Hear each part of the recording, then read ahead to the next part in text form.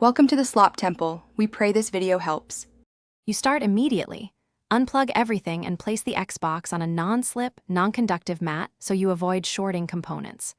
Once done, peel the rubber feet, there are 3, and remove the exposed Torx T8 screws.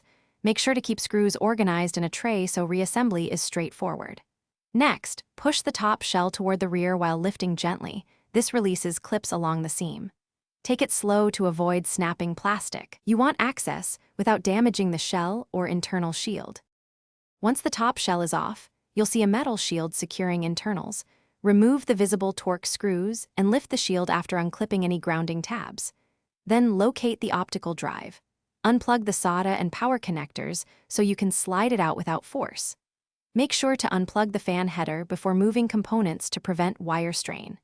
If your model has an expansion SSD cover, unscrew and lift it to access the NVMe area. Keep track of small shields and cables for reassembly. To finish, remove screws holding the motherboard and lift it by the edges while disconnecting ribbon cables in sequence. Label or photograph orientations to avoid mistakes.